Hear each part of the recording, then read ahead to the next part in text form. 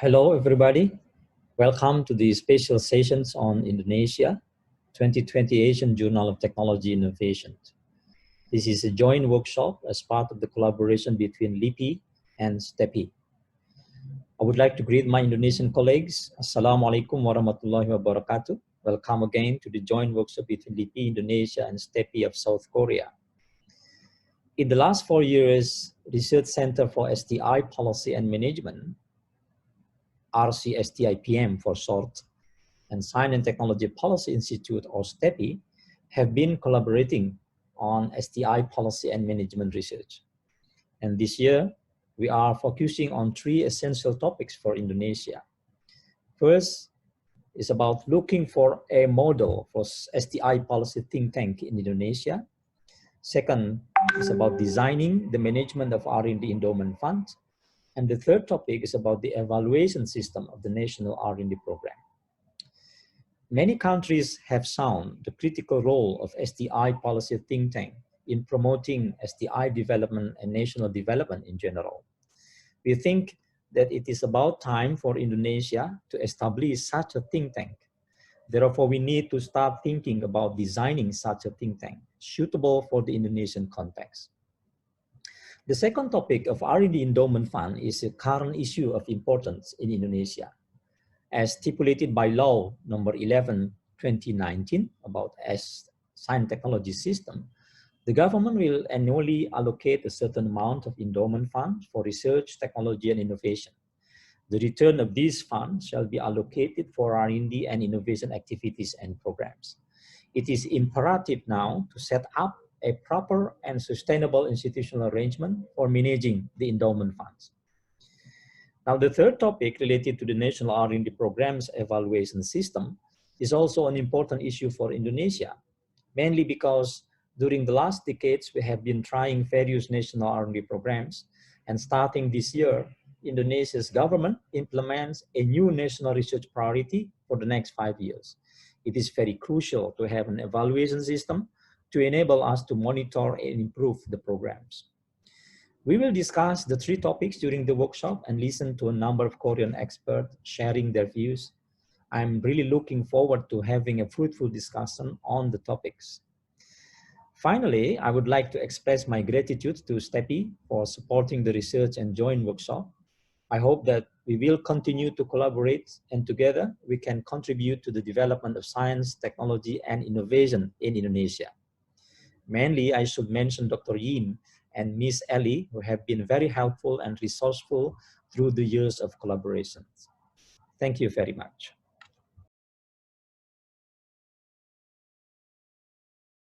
Hello. First of all, I really would like to thank my Indonesian friend. Selamat pagi. Assalamualaikum. Selamat siang. And also, I would like to appreciate the gratitude from the Professor Kwon, and he is now the president of this step, Jeon Institute of Science and Technology and Training. And this is really the result of STEPI LIPI team for its long-lasting work. And I'm very pleased to know that last year the Indonesian government has made new law, and we are very happy to see that our input is kind of reflected in that national law for science and technology and innovation policy. Before I begin, I would like to briefly introduce, first of all, Dr. Young-Joo on my right side, and Professor Seong-soo. Hello to Jakarta. Professor Kwon. Hello. And we have two new faces. Professor Jiyoung, Seoul National University at SUNY Buffalo, and then Professor Jeonghwan from the Gyeongsang University. They will be the panel for this session. So, but before I begin the presentation, I would like to ask Miss Ali, come here, and let them see your face here. Hi, hello. Good job. Without her, this is not possible. So let's begin the presentation. I didn't mention that Mr. Yuka and also Dr. Dudi and who else? Yeah, Dr. Galuh. Hello. And they are all our LIPI partner. Okay.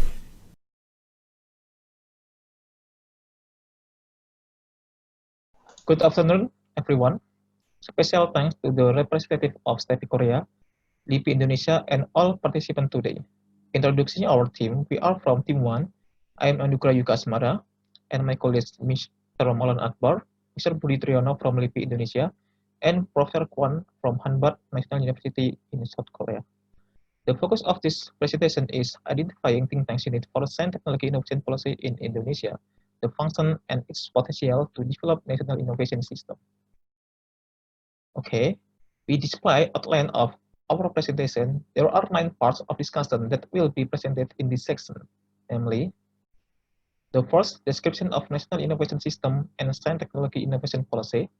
Second, the importance of science technology innovation policy to develop national innovation system. The third, Korean case. The fourth, the outlook of national innovation system of Indonesia. The five, importance of science technology innovation STI policy to develop national innovation system of Indonesia. The sixth, science technology innovation or STA policy think tanks in Indonesia.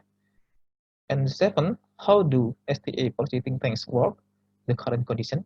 The eighth, how should STA policy think tank works, the suggested condition. And the last, what is the current issue to be addressed? Okay, we going to the first part. Description of national innovation system and science technology innovation policy. In this context, NIS is defined as government and collective activities which play a central orchestrating role in the generation and diffusion of innovation in a national economy. It is based on the Wetskin et al. In 2015, while innovation policy referring to Kuhlman et al. 2010 as policy action that promote innovative things by means of involving many interactive actors and a system-wide distribution, or as policies designed to work on system characteristic, demand-oriented policies. There are various actors in this case, like government, academician, business, political parties, and other interest stakeholders. Okay, we go to the next part. We will discuss about the importance of science technology innovation or STI policy to develop national innovation system. According to Schenker 1996 and Denval 2005, STI policy is one of key instruments in creating innovative environment in either national level. It is aimed to boost creation of national innovation system, leading to national competitiveness. However, there is no single actor, like government or academician, in determining content and direction of STI policy in a country. Even according to the community and EDQUIS 2010, the final stage of executing STI policy in a country is relied on the political process, not by researchers or academicians. We go to the third part. We will present about Korean case related to STI practices. In this part, maybe Prof. Kwon will present this part more detail, and I will present it briefly. This part is divided into overview of STI policy system. There are 4 levels in STI policy system in Korea. From level 1, about policy coordination and funding allocation. Level 2, about government R&D strategic planning supervising. Level 3, about government R&D commission implementation. And level 4, about resource performer. History of STEPI and main achievement. The story is started from the birth of STEPI in 1980s, strengthening planning and evaluation function in 1990s, expansion of study of STI policy in the middle 1990s until 2000, and searching for the future of S&T in 2011 onwards. STEPI current status and function role in the NIS. STEPI plays essential roles in the following areas: research on S&T and R&D activities and technological innovation, development of S&T policy alternative, consultancy on technology management strategy, study on the relationship between S&T economy and society, international S&T cooperation, and research on global S&T policy. Collaboration with government, industry, academia, and foreign institute, dissemination of research outcome, and the last, education and training in its expertise. In fourth part, we will present about Indonesian case.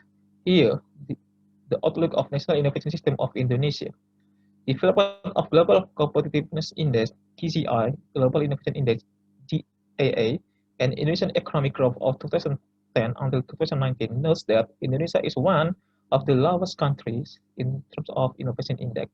Comparing in the Asian countries, Singapore is in the top ranking and then followed by Malaysia, Vietnam, Thailand, Philippines, Brunei Darussalam, Indonesia, and then Cambodia. After 2012, the economic growth of Indonesia is on 5 per year since 2014 up to 2019, and it is declining dramatically due to pandemic COVID-19 situation in recent years. The first part is discussion about the importance of science, technology, innovation, SDA policy to develop national innovation system of Indonesia. The planning and development agenda of 2020 until 2025 science, technology, and innovation is focused to raise quality and competitiveness of human resources through strengthening education and enhancing science and technology capabilities and creating innovation. Currently, the roles of various actors are needed to develop Indonesian needs.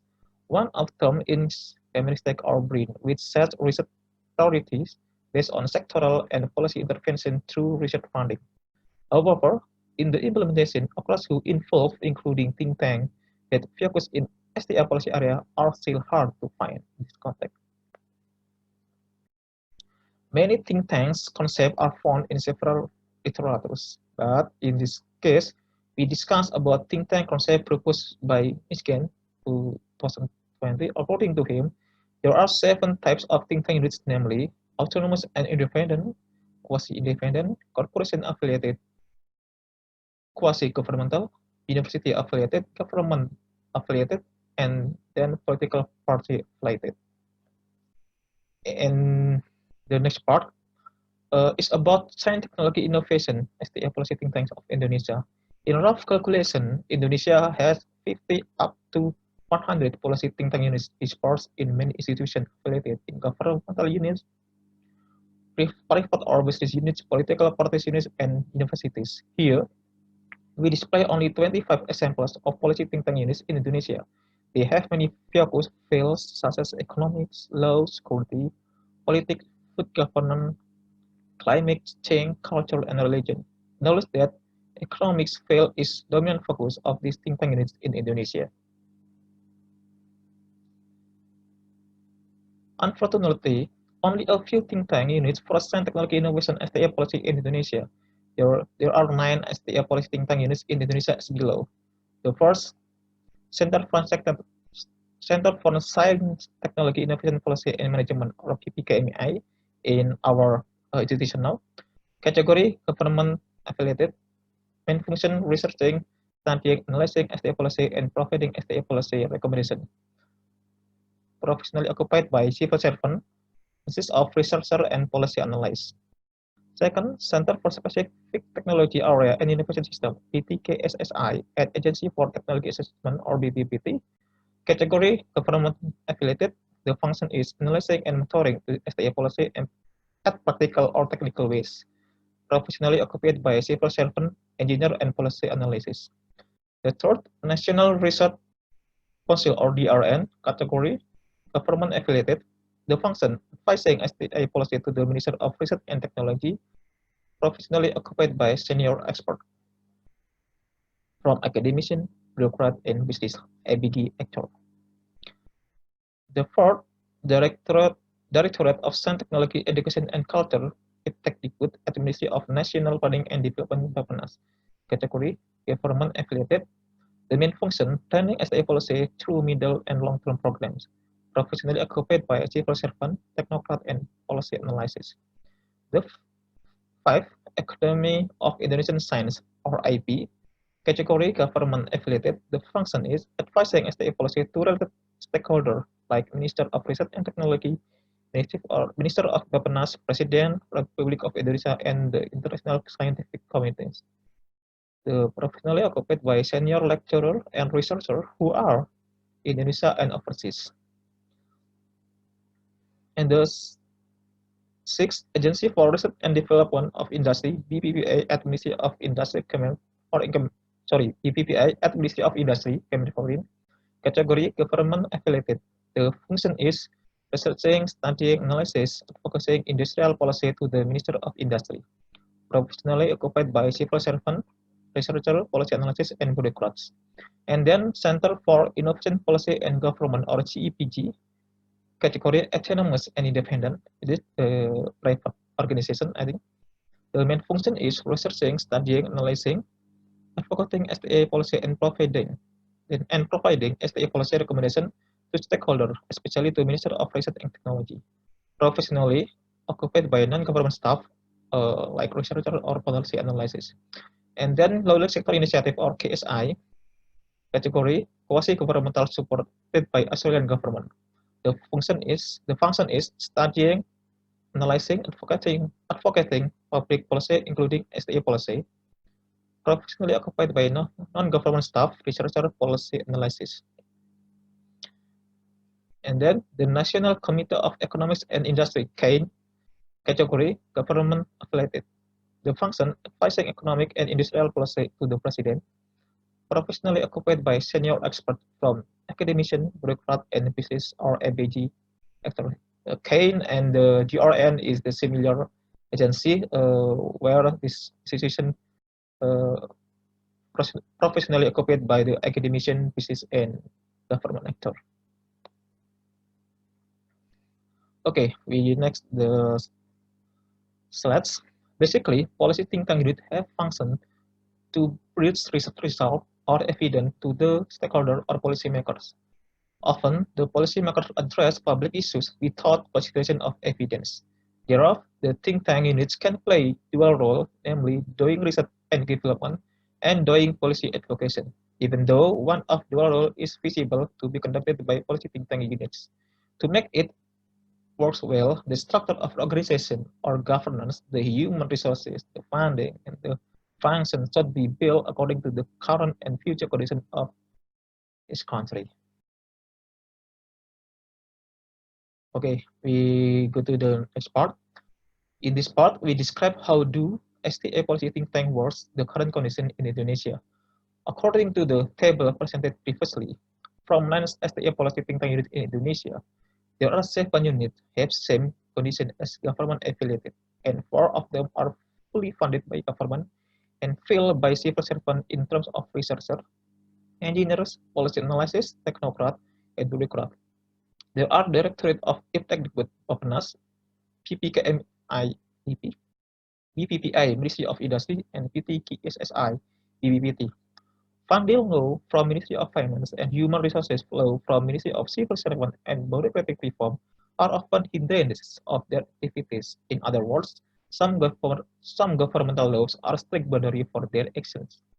While IP, CAIN, and URN, these units are supported by governmental budget, though they are filled by senior experts consisting to academician, government, and business actors. They are from government and non-government representatives.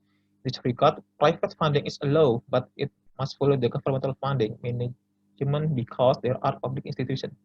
Unfortunately, they are filled by top officials or public leaders in government and non-government organizations, so the divided time to discuss what STI issue is very limited. And the rest is KSI and CPG, both are private STI policy think tank unit that funded by a private funding and filled by a private researcher or staff. However, they often get funding from the Indonesian government like CPG and the Australian government like KSI. Then we see the government of STA think tank unit of Indonesia. Indonesia has 4 the coordinating ministries. One of them is the coordinating Ministry of Economic Affairs. This ministry coordinates all ministries related to economics and innovation, such as Ministry of Research and Technology or BIT, Ministry of Planning and Development or Bappenas, Ministry of Industry or Kemenperin. The coordinating ministry is directly responsible to the President of Indonesia of his class and duties. In this term, President of Indonesia is assisted by the President's Staff Office to formulate policies in Indonesia, including economic and STA policies. President of Indonesia has strong power to execute. President of Indonesia has strong power to execute all policies, including STA policy. The think tank unit categories as government affiliated as Directorate of the Dikbud Bappenas, BPKMI, LIPI, BPPI, Ministry of Industry, and PT, KSSI, BPT, K, KORN, and AP have direct access to key stakeholders in those ministries and the President's Staff Office, while KSI and CEPK categories as non-government affiliation have no direct access to key stakeholders in STA policy. To permeate the government access, they often do Indonesian governmental projects, like an independent projects which is related to current public issue and involve governmental researchers or academicians or technocrats or policy analysis this project. Okay, we see the next part. How should STI policy think tank work? The suggested condition is presented here. Based on the table, we offer for scheme of STA policy think tank unit in Indonesia, even though it is only suggestion from our team based on literature review and existing condition. The first option is funding source from governmental budget under BRIN or Ministry of Research and Technology. Government is government affiliated. Service of the member government official, the function planning and implementing. The second option, governmental budget under Ministry of Finance or LPDB scheme. Governance quasi-governmental, service of the member contracted public officers, the function planning, implementing, and evaluating. The third option, budget of any governmental agencies and donors. The governance is quasi-independent. The status of the member private sector, the function is planning, implementing, and evaluating. And the last, budget of non-governmental organization, governance, autonomous and independent body, status of the member private sector, and the function is implementing and evaluating. Okay, in previous discussion, there are 4 governance type of STA policy think tank units, namely quasi-governmental, autonomous and independent body, quasi-independent, and government affiliated. According to Indonesian law and institution, each think tank unit has advantage and disadvantage. In the future, it is suggested to emerge the advantage and to minimize the disadvantage. For instance, those are categories as government affiliated have advantage in accessing funding and network to the stakeholder directly, but they are restricted by governmental funding, management scheme, and civil servant laws. Contrarily, those are categories as autonomous and independent body and quasi-independent have advantage in managing funding and human resources, but they are lack in accessing network to the key stakeholders. Of that reason, it needs new scheme to create a visible framework related to how all STI policy think tank units are able to access funding from governmental and non-governmental funding, to manage agile and adaptive human resources to respond public issues, especially STI issues, and to have wide and strong networks to the knowledge supplier like academicians or researchers, and to the policymaker like ministers, committee, and even the president. Therein, all STI policy think tank units can access and contribute to key STI policy maker like to the Minister of Finance, the Minister of Research and Technology or BRIN, and their Minister of Industry, and the Minister of Planning and Development or Bappenas. In the further, the recommendation of STA policy think tank units is widely accepted by the coordinating Minister of Economic Affairs, the President's Staff Office, KAIN, and finally to the President of Indonesia. In this context, role of JRN and IP is a policy catalyst. This context, role of JRN and IP is a policy catalyst not only to Minister of Research and Technology, but also to the key stakeholders in other ministries. However, these optional schemes suggested by our team and the changes are possible after through discussion or peer survey in the future. And the last part, or in the ninth part, what is the current issue to be addressed? There are 5 parts as current issue to be addressed related to SDA policy think tank unit Indonesia, namely rigid bureaucracy system like finance, law, administrative procedure. Second, overlapping coordination across public agency or silo condition. The third, low quality and quantity of human resources in STI policy think tank units. The fourth, the lack of understanding of policymaker or stakeholder in understanding evidence-based policymaking. And the last, support of other public agency in creating innovation ecosystem or environment promoting innovation. The 5 conditions are our analysis based on existing condition and previous study related to this topic. And then finally, we say thank you for the all participants, especially to Stepi that contribute to this project finding, and we are welcome to discuss after this presentation. Thank you and stay healthy for all.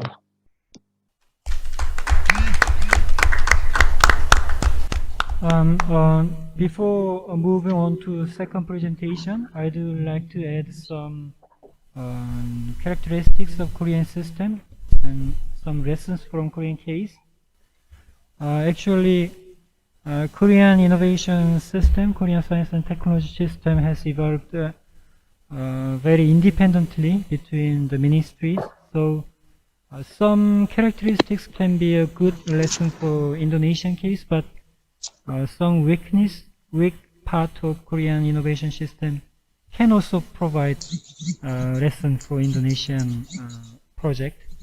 So the most important characteristics of Korean science and technology system is at the initial stage, the government, the central government has some macro perspective on science and technology system, but later on, each ministry has developed their own R&D system. So recently, the coordination between the ministries has been a big issue currently. So I'd like to suggest some issue regarding applying the Korean case to the Indonesian project.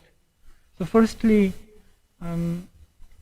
as I mentioned earlier, the overall perspective, the policy perspective is needed, because if the policy STI think tank is belong to only one ministry, maybe their expansion may be quite limited. So how can we institutionalize the policy think tank is a big issue. And secondly, the relationship between the other function like planning. So should we integrate policy research with planning and evaluation? That issue is also related to second and third presentation. And third issue is the autonomy issue. So the distance between the policy think tank and the ministry or a government officer. So I would like to recommend that at the initial stage, the policy think tank should be very close to or under the ministry, and then they can generate statistical data or some experience. Based on that experience, a policy think tank can be separated from the planning or evaluation function. So they should be considered when we build a think tank in Indonesian system. That's the point I would like to make in this stage. Thank you.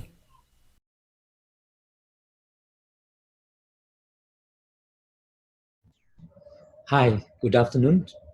Thank you very much for the opportunity given to me to present our work. But first, let me share the screen with you. Yeah. So our study is about research funding mechanism and institutions in Indonesia, particularly about the management of R&D Endowment Fund, which will soon released by the governments of Indonesia. The team consists of Professor Seong-soo from Hankook University of Foreign Studies, and another 4 members of the team are from Research Center for STI Policy and Management. I myself, Dudi Hidayat, and another team Aditya, Indah, and Anggini. So for the next 15 minutes, I will present the Indonesian case. Then Professor Seong-soo will continue commenting on the Indonesian case from the perspective of Korean experiences. The presentation will flow more or less first with the background about the R&D funding issue in National Midterm Plan, 2020 up to 2024. And then I will present to you the R&D funding sources and types, very short. Indonesian R&D governance system, how the R&D organizations in Indonesia are organized. And then Indonesian R&D funding system, this is our major focus of our study. And lastly, as last part of my presentation will be R&D Endowment Fund governance option for Indonesia. So R&D funding issue in National Midterm Plan, it is stated in the plan, you can see here, that R&D budgets are around 13 trillion rupiah, which is quite small. It's only 0.25% of GDP. And this small amount of money is spread across ministries, which result in inefficiencies, not really efficient in using the fund. And then the government contribute 81%. So the majority of the fund is coming from government. So in the near future, government want to see that private industries will contribute more to this gross expenditure on R&D. So therefore, it is acknowledged that the increase of the effectiveness of utilization of STI funds is quite important issue in Indonesia. Now, with regard to the regulation, also government acknowledged that the funding for innovation activities from various schemes of government and private sources should be promoted, and also funding for science technology infrastructure with diversified scheme and implementation duration also should be promoted. Yeah. So therefore, we see that the issue of funding is quite important issue in Indonesia. How about the sources and the types of R&D funding in Indonesia? So this picture will show you that most of the funding is coming from central government. So around 81.58% is coming from central government, and 2% from local government. While from manufacture, from industry, is only 7.72%. But if you look at the types of expenditure, we will find that the R&D activities expenditure amount only to 43.74%. This is quite small percentage. 20% for S&T services expenditure and education and training. So S&T service expenditure around 13%, and education and training expenditure around 6%. So it's about 19-20% for S&T services and education and training expenditure. Now, how about the R&D organizations in Indonesia? So this chart show you the existing R&D organizations in Indonesia. So first, within the government, major R&D unit resides in this group, public R&D institution under coordination of the Ministry of Research and Technology, and a number of R&D units or R&D agencies under ministries. So for example, Ministries of Agriculture, it has its own R&D agencies. In fact, the R&D unit under the Ministry of Agriculture is one of the biggest R&D units in Indonesia. Now, of course, in universities, there are a number of R&D units, under the coordination also of Ministry of Research and Technology. I should also mention the existence of a number of organizations, funding organizations like DP. DP is actually Indonesian Science Fund, yeah, under the IEP, under the Indonesian Academy of Sciences. DP tried to collect various sources of R&D fund from many sources, including from abroad, and then try to distribute the funding competitively to researchers and research organizations in Indonesia. Under the Ministry of Finance, there is also the Agency for Education Funds. This is the agency that manages the education funds. But 10% of the education funds is allocated for research activities. So each year, LPDP will invite proposal from all the researchers in Indonesia to be funded by LPDP. Maybe around 10% of education fund is allocated for research. Yeah.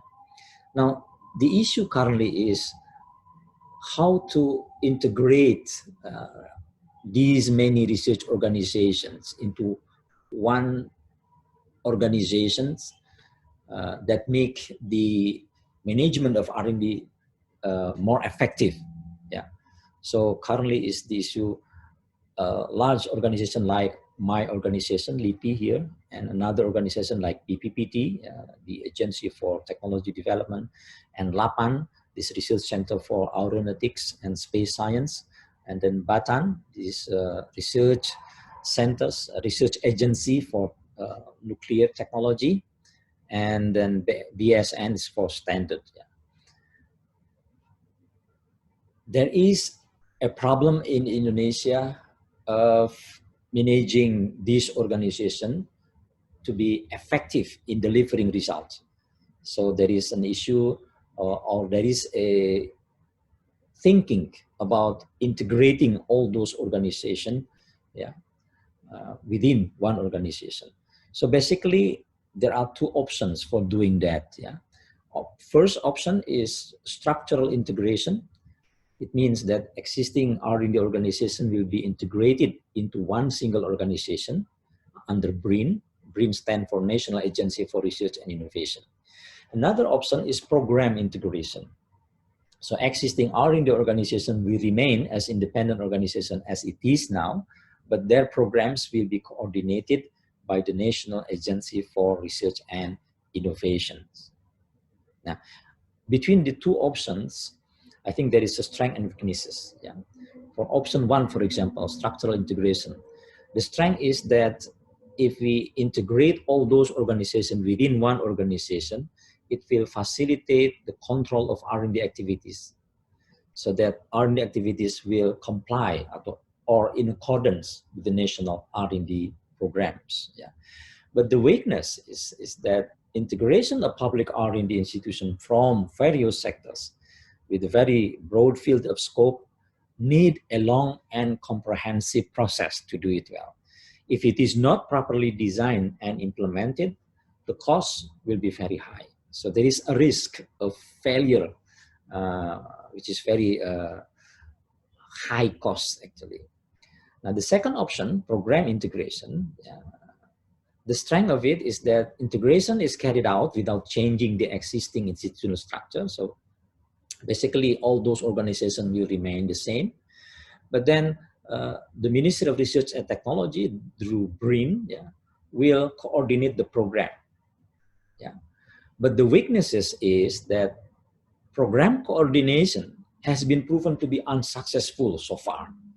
So it is difficult to see the reason why program coordination will work now, while we have the story, we have the history of unsuccessful program coordination so far. Another weakness is that program coordination for ministries' R&D units is difficult because they are under the ministries. The ministries assign the job to them, and the task of the R&D unit under the ministry is to fulfill the needs of R&D, of the ministries. So it is very difficult to coordinate, to be coordinated by the Ministry of Research and Technology. But at the end, we think that the option one is preferable, although it entails a very high risk, very high risk. But if we do it successfully, if we do it quite well, then it will give a coherencies of R&D program in Indonesia. So therefore, we think that this option is quite preferable, and we should try to design structural integration of those R&D organizations. So therefore, we need to learn from Korean experiences, and we are expecting the advice and comments and advices from R&D experts on how to do this kind of structural integration. Now, about the R&D funding system. First, I will show you conceptually that there is two types of funding mechanism. Two types of funding. First is institutional funds and then project funds. Institutional funds usually distributed directly to the research institutions, to government research institute, to universities. Project fund distributed usually through research funding institutions such as National Research Council, that this organization has some degree of operational independence. One of the researchers states that institutional funds is the funding of institution with no direct selection of project or programs to be performed. So it's directly distributed, directly given to the organization. Project funds is the fund attributed to a group or an individual to perform R&D activity, limited in scope, budget and time, clear for specific project, normally on the basis of the submission of a project proposal describing the research activities to be done. So therefore, if you compare these two funds, institutional funds usually without specific contracts, while project fund usually contract-based, institutional funds usually non-competitive, project funds is mostly competitive. Now, if you look at the funding system in a country, then we can use the framework that is developed by Lepori. Lepori divide the system into 4 layers. First layer is policy layer, and then agencies layer, and then performing organization layer, and finally the research groups and individuals layer. So on the policy layer, we will find state governments who has policy, and then the agencies layer, we will find the funding agencies, many funding agencies here in the layer. Performing organization layer, you will find this higher education, public research organization. And on the layer of research group and individual layers, of course, there is the research teams and the laboratory under the research organization. Now, so the institutional funds is the fund distributed directly to the institution, to the organization, through institutional budget. In Indonesian case, we call it DIPA. And then the organization or the institution will distribute it to their researchers, to the laboratories under their management. Project fund, coming from government, then government give mandates to funding agencies to distribute the funding competitively to researchers, laboratories. So you see that in Indonesian, now within this funding system, there is a number of interaction. Lepori show us that this interaction is quite numerous. So you will have the state government distribute the money to research funding agencies, and then research funding agencies will give the institutional core funding to higher education or public research organization.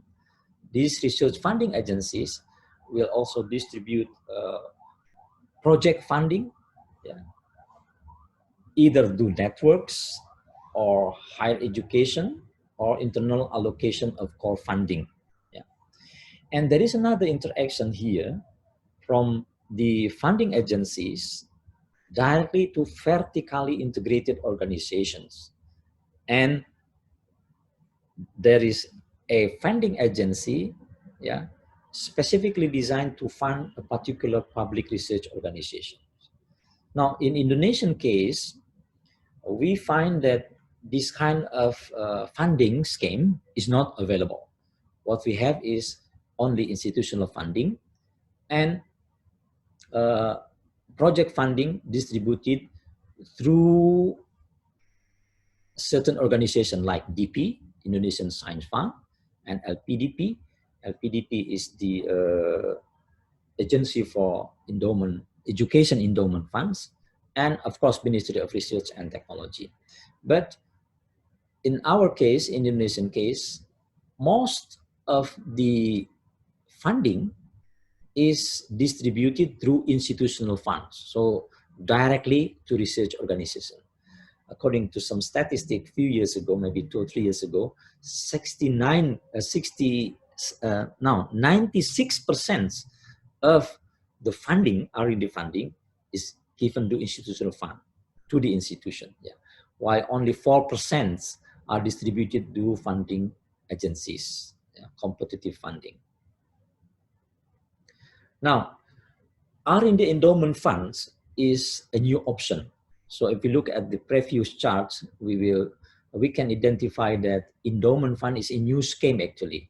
So the government invests in the endowment funds, and the return of investment of this fund will be given to research, to funding agencies to be distributed to research organization or researchers. So this is a new scheme in the Indonesian case. So the question is how to manage this endowment fund. Yeah. Now, to manage that endowment fund, there are three functions. Yeah. Function one is managing investment fund itself. It is related to how this fund continues to develop its interest, return of interest, yeah, return on interest, which will then be used for R&D funding. So the return of the investment will be used to fund R&D. The second function, function two, is managing R&D program to be funded. So this function is carried out by entities that have the authority in making policy, making program, yeah, making research portfolios, inviting researchers to submit proposal on particular area of research. And lastly, the third function is R&D fund distribution. So the function how to distribute this fund. This function relates to the management of research proposal selection, the peer review process, and many other selections process. Yeah. So basically there are three functions. So how this function is carried out to manage the endowment fund? There is three options. Yeah. Option one is that this Ministry of Finance will be responsible to carry out the first and the third functions, yeah, to manage the endowment funds and also to distribute the funds to the researchers.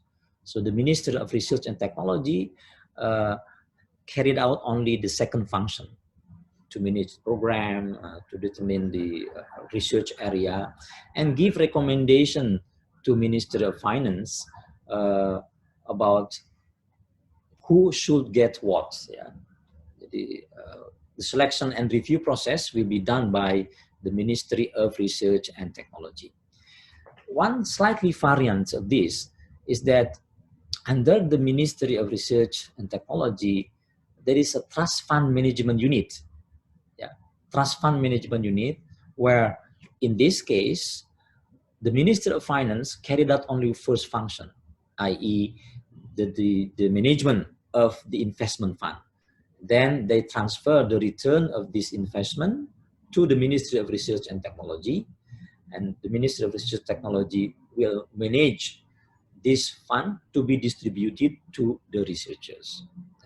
So this is the first option. The second option is that still Ministry of Finance carried out the first and the third functions, yeah. But then Ministry of Research and Technology, together with one organization like DP, for example, or any other qualified organization, to do this proposal review, program definition, and then give recommendation to the Ministry of Finance, and also doing the process of selection and review process. So let's slightly variant here that DP is really work together with Trust Fund Management Unit, yeah, in carrying out the second and the third function. And the third option, it consists only of the Ministry of Research and Technology.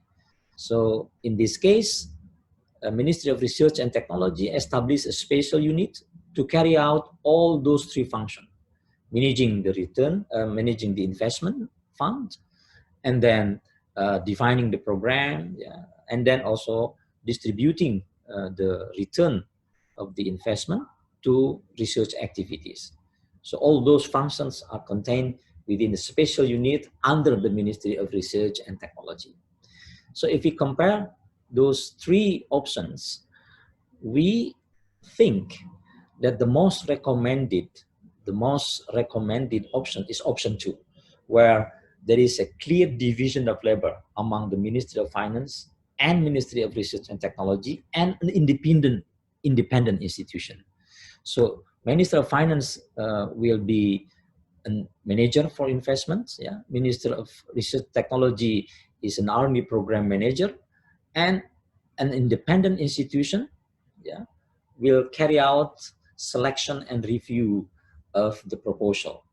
So there is a clear division of labor, and we think that this is the best option, because in this way you will give an authority to organization with specialized expertise. Yeah, Ministry of Finance is good in managing investment. Ministry of Research and Technology is good, and it is their job to define the R&D program. And about managing the process of selecting, reviewing a proposal should be done by an independent institution. Yeah. So all those organizations should work together, but independent of each other. Yeah.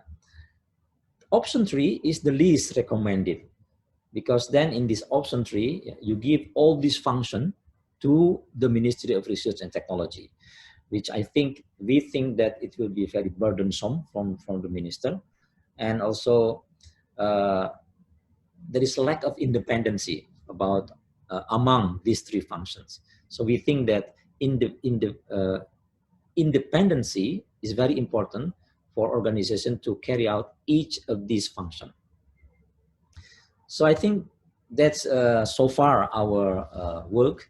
So we expect very much from Korean side to give comments and advice to us as to how better proceed. Okay, thank you very much for your attention. We are looking forward to hearing from Korean experts. I'm just making this short comment. The time is running out, so I was asked to do something quick and short. First of all, thank you, Dr. Dudi, for the wonderful presentation that helped us and me to understand the Indonesian system clear and easily. For my understanding, there are two key points.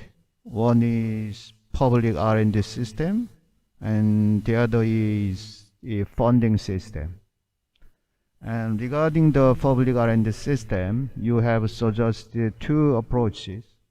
One is structural integration, and the other one is so-called program integration, something like that.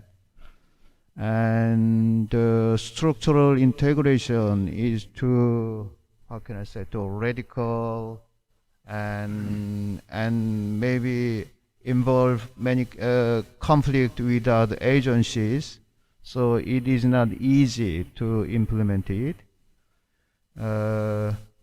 Therefore, it seems very reasonable option to take the second one, the program integration.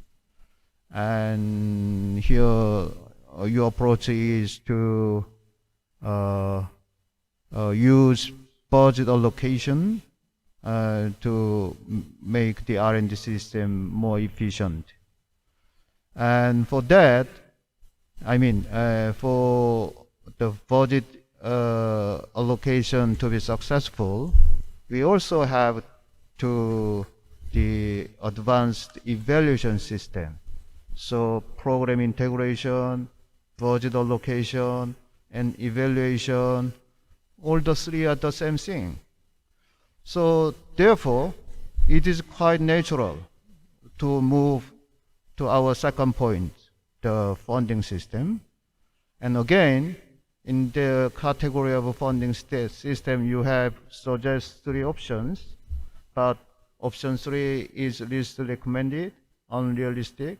So if we're focusing on the two options, basically option 1 and 2 can be about the issue where to establish the independent evaluation agency, whether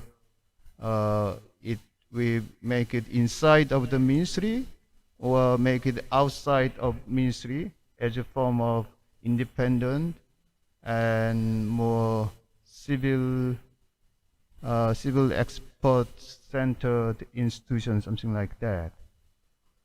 And in your last slide, you preferred your preference. You suggest the option 2 is most recommended, and I completely agree with you because it was our system. In the 1990s, we have established the R&D independent R&D agency called Key Step. That was 1999. And then, again, we need to think about what is the legal status and mission of the independence evaluation agency. By the legal status, I mean whether the agency is, how can I say, a governmental institution or non-governmental but public agency. When I express it in other words, is the people working there is public officials or civil expert, something like that. Yeah? This is the question of legal status. And regarding the missions, in your previous writing, in August, you suggest that the independent agency needed to include in its mission the raising funds, something like that. Evaluation or budget allocation, making a project selection, evaluation, something like that is the job of this independent evaluation agency. But raising funding itself is not the job of this evaluation agency. It's the job of ministries or governmental decision making. So we need to separate in terms of its mission, whether we include the funding agency as its basic mission or not. So that is basically my discussion point. And again, I need to be quick due to the time. So thank and congratulations for your successful presentation.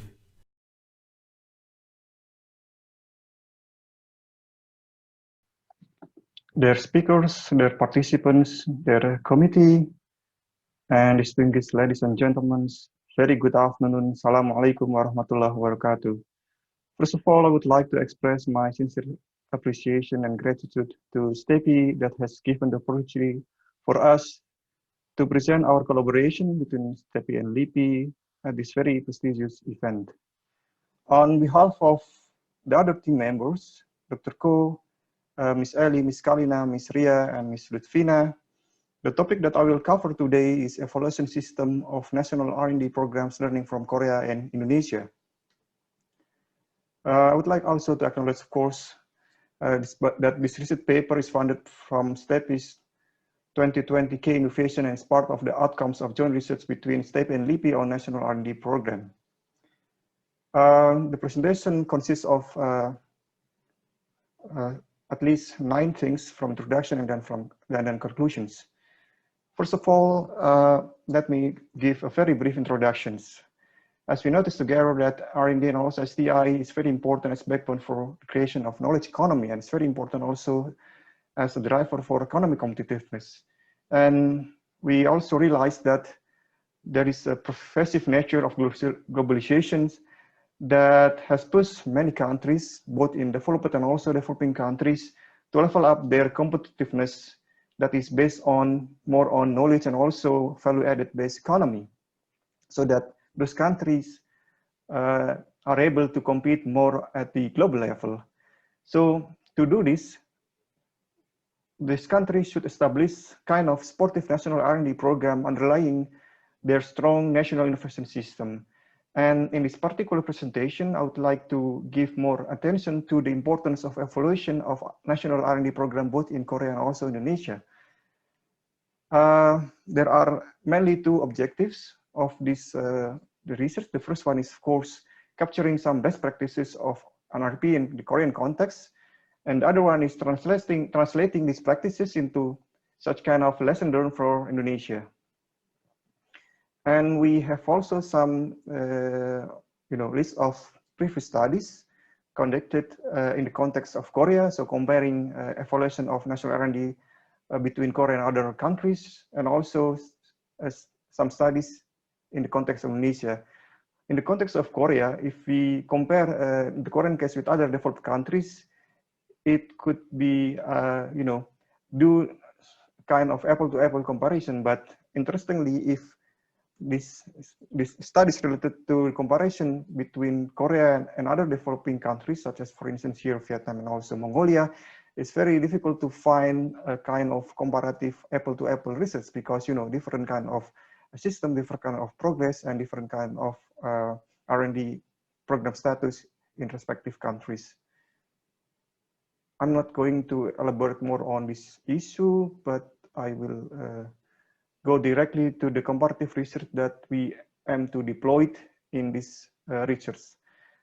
First of all, it's very important that we focus on the evaluation in efforts with 3 stages in 2 countries, Korea and also Indonesia.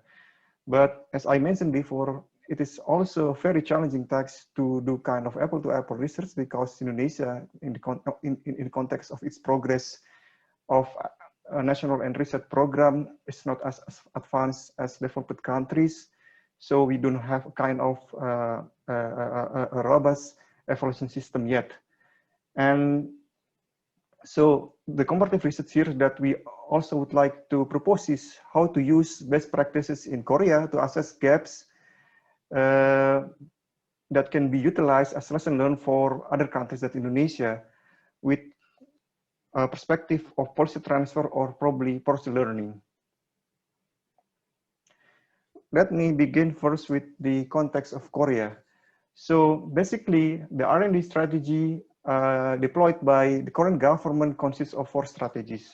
That is strengthening science technology capacity for the future, and then forming science technology ecosystem for dynamic innovation, and also creating new industries and jobs based on science technology. And the last one is realizing happy life of all people from science technology development. And to do that, there should be, there have been priority investment, and also to manage this R&D investment effectively. So basically, there are 6. For instance, in the case of priority investment, there are 3 priority. That is innovation growth, good jobs, and also science-based innovation. And then for effective R&D investment consists of efficient and fundamental R&D, small, medium enterprise-centered R&D, and also focus on region and convergence. And for the Korean, major fields of national R&D program consists of 8 leading fields for national R&D projects, which we can see that is actually more relevant to the context of the progress of so-called Industry 4.0, like smart factory, smart city, smart farm, and then biohealth, fintech, and others. And then In the lens of a basic policy process consists of 3 stages, starting with the planning stages, and then at the end there is a kind of evaluation or result management stage. At the planning stage, the current government has tried to do kind of needs assessments by doing needs survey, and then after that opening for call proposals as competitive proposal, and then at the end the current government has a robust evaluation system to evaluate the performance of these research projects. In the context of Indonesia, it's very important to note here at the outset that since around 2 years ago, the policy framework of R&D in Indonesia has been changed. There is kind of new R&D policy framework starting 2 years ago because of at least 2 reasons. The first one is that the old system were seen to be not facilitating a collaborative framework between different actors in doing research. The second one is that the R&D framework in the previous period was seen to be not engaging other actors as well, because there is no kind of a clear framework for collaboration. So basically, this new research framework, or so-called RIRN, aims to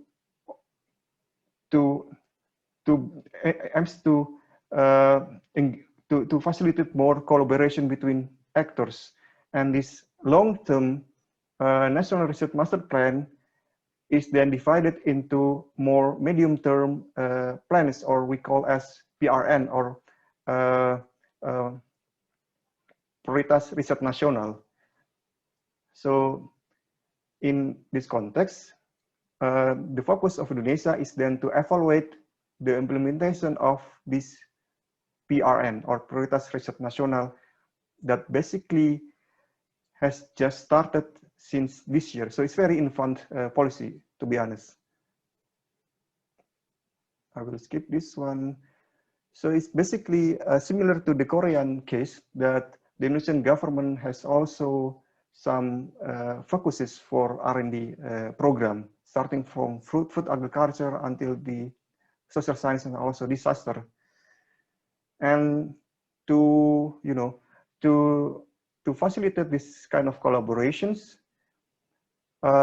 in each of these focus or area, it will be divided into teams, and in each team there will be also divided into different kind of topics, and it is expected that every topic will be carried out by different kind of institutions, not only one is research institution, but also different kind of research institution, as well as other actors such as universities and private actors.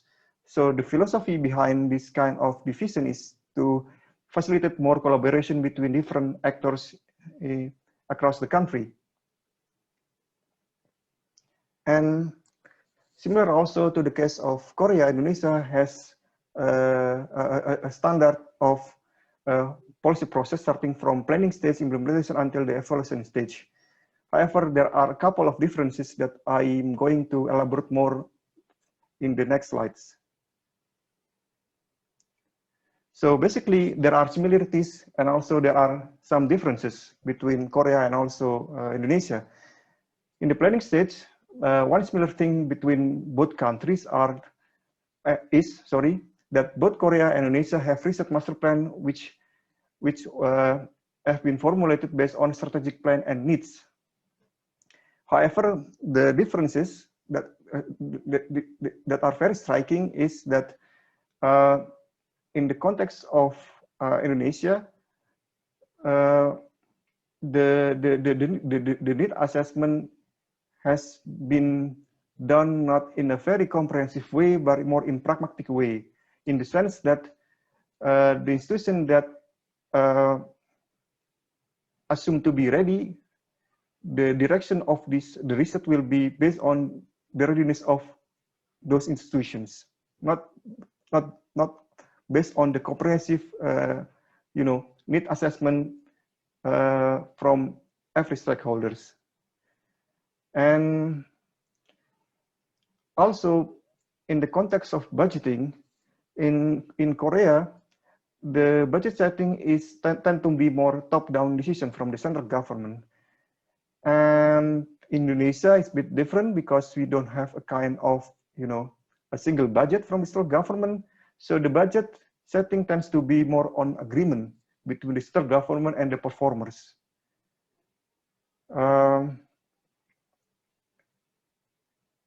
In the implementation stage, there is also some similarities, but I'm going to just highlight the main differences between both countries. The main difference is that the performers in the context of Korea are actually more diverse, starting from public-funded research institutes, universities, and also private actors. But in the case of Indonesia, the main performers are mainly the national research institutes like LIPI, BPT, and also some ministries, and with lack of participation from universities and also industries. So there are a couple of industries which have involved in this collaboration project, but most of them are actually state-owned companies, not 100% private companies.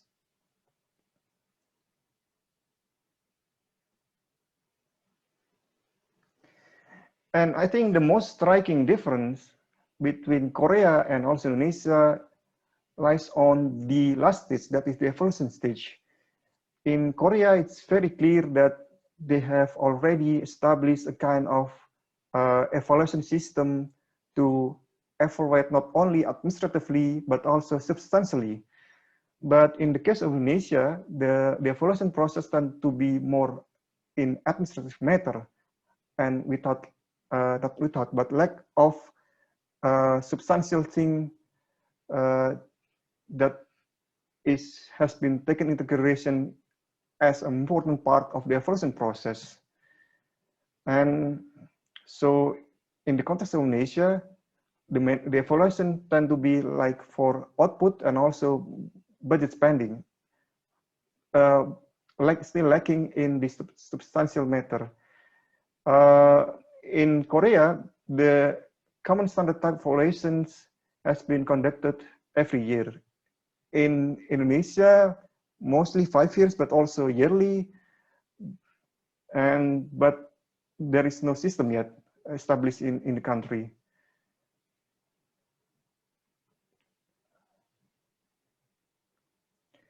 So there are a couple of challenges that we find based on our study comparing Indonesia and also Korea. So as I mentioned before, that the new research and development policy framework that has been established since around 2 years ago, although this kind of collaboration has been promoted, has been encouraged by the central government since the formulation stage. However, the evaluation is still, so the result is still pragmatic, because there is no kind of comprehensive and robust need assessments, and there is no there is a little room for more collaboration and participation from universities and also private actors. So although this collaboration has been encouraged since the beginning, the reality is still lacking. And as I mentioned before, that as a result of this one, most of industries that involved in this kind of R&D project collaborations are mostly state-owned enterprises. And as I was also mentioned before, that because Indonesia has been not established a robust evaluation system, the R&D programs evaluations has been carried out based on lack of based on substantial matter, they first tend to focus only on the administrative side. And so it's very important. There are a couple of important things that Indonesia can learn from Korea. At least there are two things that I would like to share here. The first one is that the national research program should be enabled should enable collaboration between actors, because it is very important foundation to establish a strong national innovation system. And the questions that we raise here for discussions is that what is the appropriate, or what is the appropriate incentives for private actors in the context of Indonesia to do this kind of collaborations. And then, because we also noticed that it's not enough to to engage to make other actors, in particular private actors, to engage more or to participate more on these collaborative projects. Is there kind of any other policies to facilitate this kind of configuration outside the R&D policy, for instance, fiscal policy, including the tax policy, economic policy, and other policies. And we also realized that there's still lack of evaluation system in the country that focus more on substantive matter. And is there things that we can learn from Korea how to build this kind of evaluation process, or how should we establish an evaluation system so that the evaluation system in the context of R&D program does not solely focus on the administrative matter, but also on substantive matter. So that it's very important to build a bridge, because if the evaluation process focus more on administrative matter and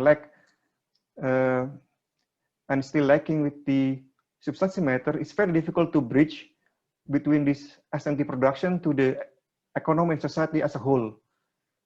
So how can we make a kind of evaluation system in Indonesia that can support the generation of more value-added national economy, and also how we can make a kind of evaluation system that can support this S&T production to national innovation system. There are at least, in general, 3 points of conclusions that we would like to raise. The first one is the importance of investment volume and target of national research research program.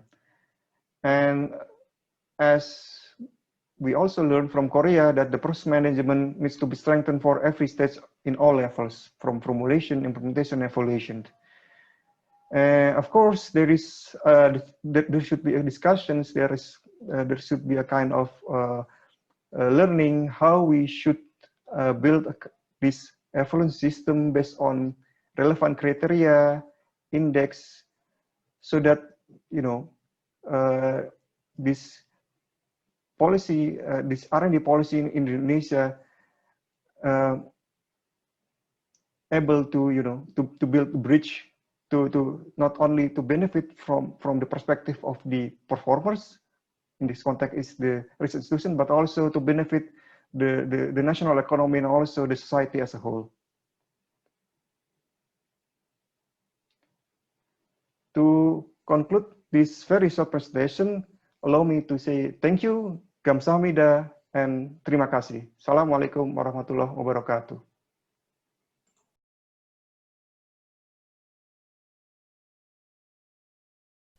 Oh, Just a short comment. yeah, that go. Thank you very much, Dr. Galuh, for your systematic presentation with comparative way in Korea and Indonesia. Our research group has evolved our analysis for the last couple of months. So we found some important insights. focusing on the evaluation index or process in the several stages. Such kinds of efforts could contribute the development of national R&D program in Indonesia and Korea as well.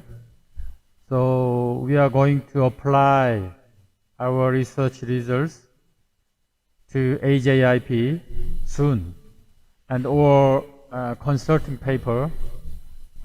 So we need to develop more with more focus on the evaluation index and process and the power transfer between countries. Thank you very much, Dr. Galuh, and every participants and researchers. Thank you. Okay, thank you, Dr. Ko. And finally, I would like to ask two panelists give their valuable opinions. Who would like to go first? Professor Chun? Yes. Please. Hello, I'm Professor Jeonghwan in Gyeongsang National University. I would like to give you 4 points. First, with respect to the role. In considering the Indonesian development stage as a catch-up country, for the successful establishment of Indonesian STI think tank, I think it would be better to cover the almost area of STI at the initial establishing stage. I agree with Professor Kwon's opinion. If we take Korean institutions as an example, Indonesian STI agency would be better to include all the roles of key step, STEPI, and NRF, etc. Actually, in case of Korea, it was started with whole covering the various roles. At first, KIST, Korea Institute of Science and Technology, covered both R&D itself and policy making. As time goes by, policy was separated by establishing key step, and then STEPI was established by separating with key step. I think it would be a lesson for Indonesian STI agency establishment. As you know, there are many functions in STI policy. For example, 3 main functions: policy making, budget allocation, and after implementing, performance evaluation. Also, there are many other functions such as R&D, HRD, regulation, governance, science culture, globalization, startup, and entrepreneurship, etc. I think initial Indonesian STI agency would be better to cover all these functions. Second, with respect to the connection between these roles, all these functions should be related each other. The current situation of Korean is also not enough, in my opinion. For example, by my working experience in the Ministry of Science and Technology, policy department makes STI policy, but budget department did not utilize the made policy. Instead, budget department established budget allocation policy independently by themselves. There was very little connection between policy making and budget allocation, in my experience. I think the policy making should be reflected to budget allocation, and also performance evaluation should be feedback to next policy making. Indonesian STI think tank would better to consider this relationship and reflect at initial designing organization. Third, with respect to budget. In considering a budget, Indonesian R&D portion is about 0.28% of GDP. In case of Korea, over 4% of GDP. I think it would be better to make reasonable logic to increase R&D portion in GDP. But, you know, this is very difficult problem. First, lastly, with respect to the independency. Although the main ministry is the Ministry of Science and Technology, science and technology policy has the characteristics of being connected to multiple ministries. Sometimes science and technology can be switched or controlled by other ministry. Therefore, how to get the degree of independency of the agency seems to be important from the initial stage of establishment to the future stage of operation. That's all. Thank you. Thank you.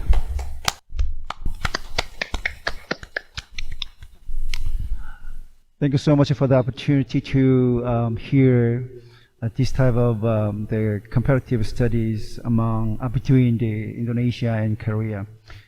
Actually, I would like to address a very interesting point in terms of this the settling of new the approaches in Indonesia. The first thing is that, as you know, the creative adaptation is very important. So, in terms of this approach, I think this is a great an application to promote that the creative adaptation between Indonesia and Korea, continuing collaboration, and to not just follow the one size case, but try to find what is the uniqueness in each country and what is the similarity. Their finding is really, really helpful to understand the current stage we have to follow. But after looking at these findings, my point is totally different. The first thing is that where do we have to focus on this planning process or evaluation process? To whom do we have to finance or give the fund? We are just talking about researcher. We are not talking about our people.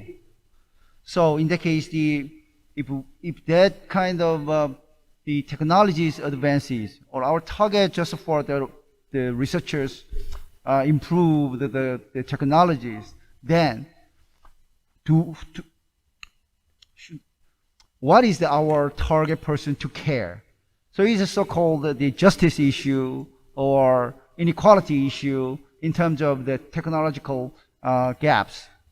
So if we want to promote this type of this structure in technology system or innovation system in Indonesia, then my suggestion is that how can we adopt this type of inequality problem, and who gonna be the best the groups to be offered by this type of the NIS or STP attempts.